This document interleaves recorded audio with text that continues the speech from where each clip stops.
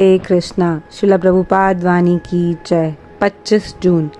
जैसे ही आप स्वयं को श्री कृष्ण के सेवक के रूप में समर्पित करते हैं और सेवक की भांति उनकी आज्ञा का पालन करते हैं, आप तुरंत आध्यात्मिक जगत में होते हैं।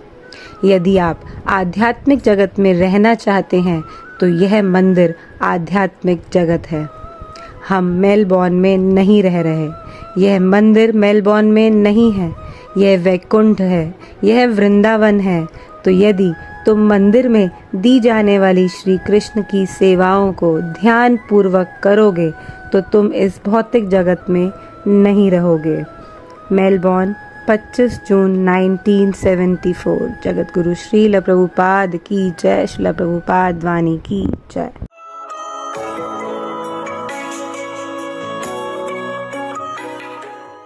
It cannot test what is Krishna's name, what is Krishna's form, what is Krishna's quality, what is Krishna's pastime, what is Krishna's paraphernalia. The senses, they taste. But just like when one is suffering from liver disease or jaundice, he cannot taste the sugar candy. The sugar candy is sweet, but a jaundice patient, if he is given sugar candy, he will taste it is bitter. Similarly, our senses being covered with material consciousness, we cannot at the present moment taste what is Krishna's form, what is Krishna's name, what is Krishna's quality, what is Krishna's pastime, what is Krishna's paraphernalia, so many things. It is not possible. Atat Sri Krishna namadi na bhavet grahyam indriyai. Our senses are materially contaminated, therefore we cannot directly perceive by using our present senses what is Krishna. So it has to be purified, just like eyes when it is suffering from the disease cataract. You cannot see properly. But if by surgical operation the cataract is moved, the eyes become purified, you can see. That is also stated in Brahma Samhita.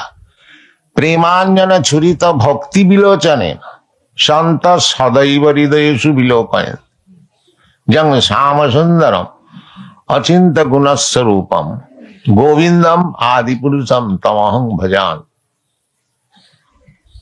Premanjana churita. You have to collect the ointment of love for Krishna. And if you apply that ointment on your eyes, then just like we use surma for clear vision, similarly, when the love of Krishna surma is applied on the eyes, these eyes, you will see Krishna. This is the process. Sarvopadhi binirmuktam. You have to get yourself freed from the upadhis, designation. The designation, the sum and substance of designation, this material body. I am this body. I am Hindu. I am Muslim. I am American. I am Indian. All designation of this body. So one has to become free from the contamination of this bodily concept of life. That is called sarvopadhi binirmukta. Tatparatena nirmalam. When our spiritual body becomes revealed, the material body contamination is washed off. Nirmalam. At that time the senses remain senses are there. It is simply covered by the material energies. The senses are there. The living entity is not Nirakar. Living entity has got hands, legs, everything. Spiritual. Just like I have got my body, and this body is covered by this heart. And because I have got this hand, this heart has got hand. Otherwise, what from this hand comes? Unless the spirit soul has got hands and legs, how we have got these material hands and legs? Therefore, the conclusion is the spirit soul has form. As Krishna has got form, Sachidananda Vigraha. Similarly, spirit soul, Jivatma, being part and parcel of Krishna, it has got form. That form is also described in the Shastra. Kesagra satabhagasya satadha kulpitasya cha jiva bhaga savigyo. A rough idea of the form of the living entity has been given in the Padma Purana. There is 1/10,000 part of the tip of the hair. Now, perhaps we have no instrument how to measure 1/10,000 part of the tip of the hair, but this is given there. So anyway, because we get information from the Bhagavad Gita that this body, material body, is like a dress. Vashangsi jirnani jatha vihaya. As you give up old dress, garment, similarly, when this body becomes useless, we give up this body and accept another new body. Navani Gnat. This is the transmigration of the soul. The soul is transmigrating from one body to another. That is a fact. But the gross materialists, they cannot see the subtle body. They simply see the gross body. Therefore they say, when this body is finished, this gross body is finished, everything is finished. No, that is not. Within the gross body, there is subtle body, made of mind, intelligence and ego.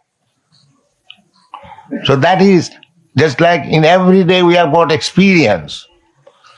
The gross body is lying on the bed, but the subtle body goes out of the bed, out of the room, goes on the top of a hill or somewhere.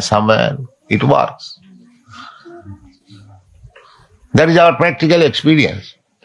Similarly, when this gross body is finished, no more usable, the subtle body carries the soul to another womb of the mother.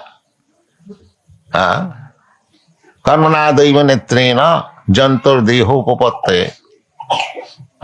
Through the seminar of the father, the living entity is injected within the womb of the mother, and the two secretion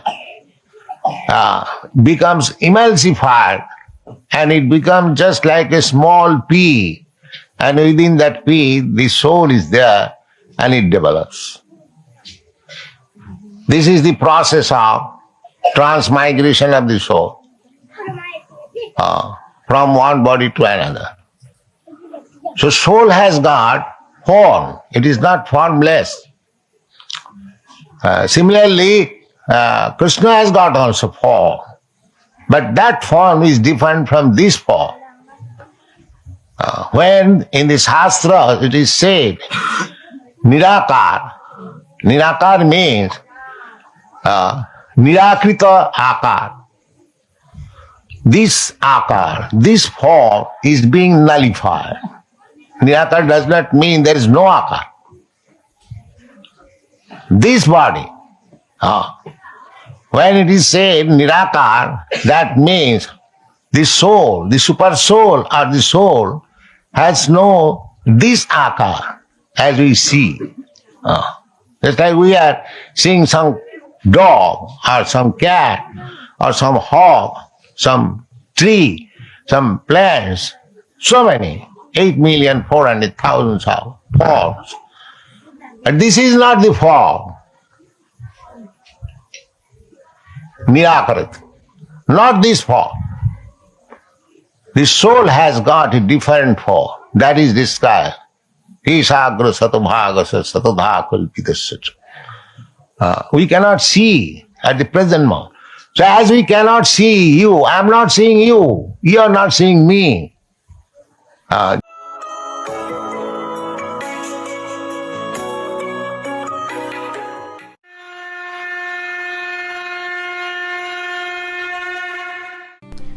हरे कृष्ण। भगवद गीता अध्याय 2 श्लोक संख्या 24। अच्छेदोयम आदायोयम अक्लेदो अशोष्य एव च नित्यः सर्वगतः स्थानोर अचलोयम सनातनः। यह आत्मा अखंडित तथा अघुलनशील है। इसे न तो जलाया जा सकता है न ही सुखाया जा सकता है। यह शाश्वत सर्वव्यापी अविकारी स्थिर तथा सदैव एक सा रहने वाला है। तो भगवान उसी को कंटिन्यू कर रहे हैं। ना सुखाया जा सकता है ना जलाया जा सकता है। अखंडित है मतलब उसका खंड नहीं किया जा सकता।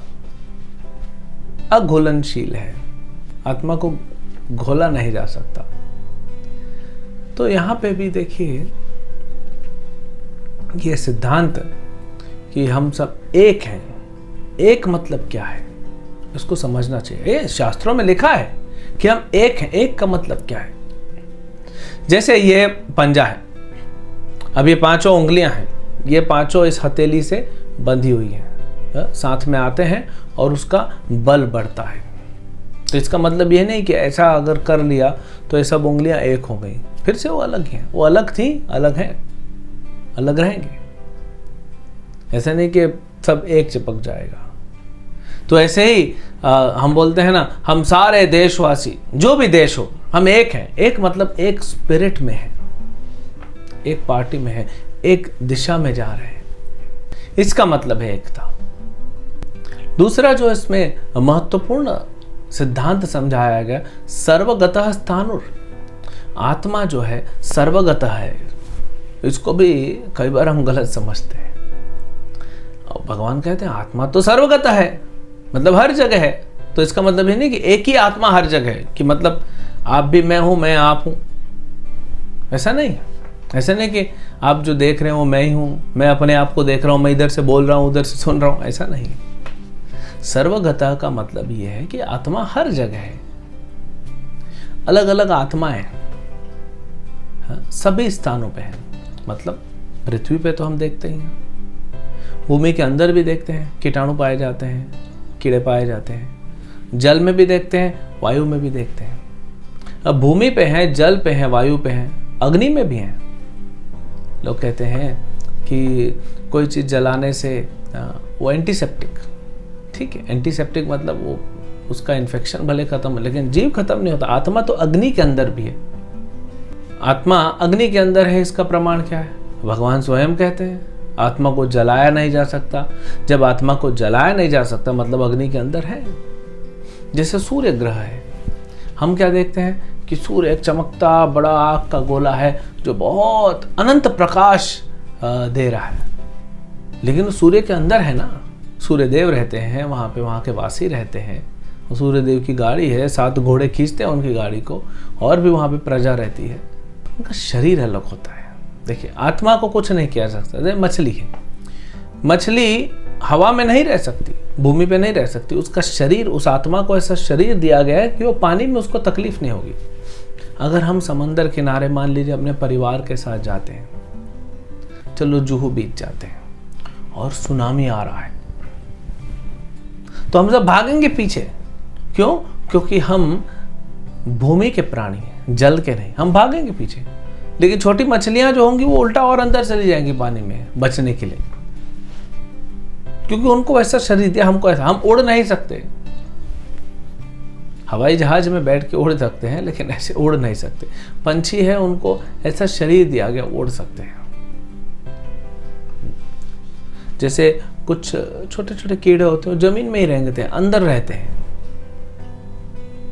तो सबको भगवान ने प्रकृति के माध्यम से अलग अलग शरीर दिया है उस जीव का जर्नी आगे बढ़ाने के लिए। लेकिन आत्मा हर जगह है, जीव हर जगह पाया जाएगा, ऐसा कभी नहीं होगा। क्योंकि भगवान स्वयं कहे, पिछले श्लोक में भी कहे कल वाले में, और आज भी कहते हैं कि आत्मा को जलाया नहीं जा सकता। मतलब अग्नि में है, हर जगह आत्मा है। तो सर्वगता स्थानों का मतलब है आत्मा हर जगह है। भगवान की पूरी सृष्टि में जीवात्माएं रहते हैं, ऐसा कोई स्थान नहीं जहां पे नहीं है। हम नहीं देख पा रहे, हम नहीं पता लगा पा रहे, इसलिए इसका मतलब ये नहीं कि वह चीज नहीं है। हमें तो वायु भी नहीं दिखती, हम वायु को देख सकते हैं। क्या आप बता सकते हैं आपके और मेरे बीच में कितना ऑक्सीजन है, कितना नाइट्रोजन है, कितना हाइड्रोजन है, कितना कार्बन डाइऑक्साइड है? हम नहीं पहचान सकते क्योंकि हमें दिखता नहीं है। लेकिन उसके लिए इंस्ट्रूमेंट आता है, तो वैज्ञानिक पता लगा सकते हैं। तो ऐसे ही हम आत्मा को नहीं देख सकते आंखों से, क्योंकि आत्मा इतनी सूक्ष्म है और आध्यात्मिक है, इसीलिए कोई भौतिक इंस्ट्रूमेंट लगा के आत्मा को नहीं समझा जा सकता। ऐसे नहीं कि बहुत पावरफुल इलेक्ट्रॉनिक माइक्रोस्कोप से देखेंगे तो जो आत्मा है वो दिखेगी, नहीं दिखेगा, क्योंकि वो आध्यात्मिक है, वो चेतन है। ये भौतिक और जड़ है, इससे नहीं देखा जा सकता। जड़ पदार्थ से आध्यात्मिक पदार्थ को नहीं देखा जा सकता। लेकिन समझने के लिए कैसे करेंगे, कैसे फिर हम समझेंगे? पहले तो शास्त्र कहते हैं, भगवान कह रहे हैं स्वयं, फिर शास्त्र कह रहे हैं अलग अलग जगह पे, हमारे आचार्यों ने कहा है, ऋषियों ने कहा है, सारे जो अधिकारी हुए हैं, रामानुजाचार्य, मध्वाचार्य, विष्णु स्वामी, निम्बार्क स्वामी, शंकराचार्य, भगवान चैतन्य महाप्रभु, इन सब ने यही बात को स्वीकार किया है। और फिर हम लॉजिक से भी समझ सकते हैं कि शरीर बदल रहा है, आत्मा है। ये शरीर खत्म हो जाता है, आत्मा दूसरा शरीर लेती है। इससे ही कर्म सिद्धांत या कर्म थ्योरी को हम एक्सप्लेन कर सकते हैं। तो लॉजिक से भी समझा जा सकता है, शास्त्रों से भी समझा जा सकता है। अच्छा, फिर कई बार ये प्रश्न उठता है कि आत्मा को न काटा जा सकता है, न मारा जा सकता है, कुछ नहीं किया तो आत्मा है। फिर ये मनुष्य की इतनी पॉपुलेशन बढ़ क्यों रही है पृथ्वी पे? 70-80 साल पहले तो इतना नहीं था, 150-200 करोड़ था, अभी 750 करोड़ हो गया। ऐसे कैसे? तो ये आत्माएं बढ़ नहीं रही, फिर कैसे ये आत्माएं बढ़ रही है? तो ऐसा नहीं है। देखिए, दूसरे जीव जंतु का जर्नी आगे बढ़ते हुए वे मनुष्य रूप उनको मिल रहा है उनके कर्म अनुसार, जो भी है। तो आत्मा का नंबर फिक्स है, वो ऐसा नहीं है कि 100 है कल 200 हो गया। शरीर के बच्चे होते, आत्मा के बच्चे नहीं होते। आत्मा जैसे है वैसे ही रहती। एक और आत्मा माँ के गर्भ में प्रवेश करती है भगवान के आयोजन द्वारा, और फिर उसको दूसरा शरीर दिया जाता है। तो जो पॉपुलेशन बढ़ रही है, कहीं ना कहीं दूसरी पॉपुलेशन कम हो रही होगी, हमको थोड़ी देखते हैं। बचपन में हमने एक बार विज्ञान पढ़ते थे तो उसमें पढ़ा था कि हमारा जो नाखून होता है, इस नाखून पे 10,000 कीटाणु पाए जाते हैं। 10,000 मतलब 10,000 आत्माएं तो सिर्फ इतने नाखून पे हैं। कीटाणु मतलब क्या? 10,000 आत्मा है। तो कितनी सारी अनंत अनंत आत्माएं होंगी पूरी सृष्टि में, इसको कोई हिसाब नहीं लगा सकता। इतना सूक्ष्म और इतना आध्यात्मिक है। तो हम स्वीकार करते हैं भगवान और अपने आचार्यों के वचनों को, शास्त्रों के वचनों को, लॉजिक से समझते हैं, और इसको समझने के बाद यही नहीं रुकते हैं, हम उस पर आगे बढ़ते हैं कि समझ गए अभी मैं आत्मा हूं, अब क्या करना है वो इम्पोर्टेंट है। तो उसको हम पता लगाएं, वो भी भगवत गीता में आएगा, उसको भी जानेंगे। और कैसे आत्मा का कर्तव्य क्या है वो भगवान अर्जुन को बता रहे हैं, अर्जुन के माध्यम से हम सबको बता रहे हैं। हरे कृष्णा।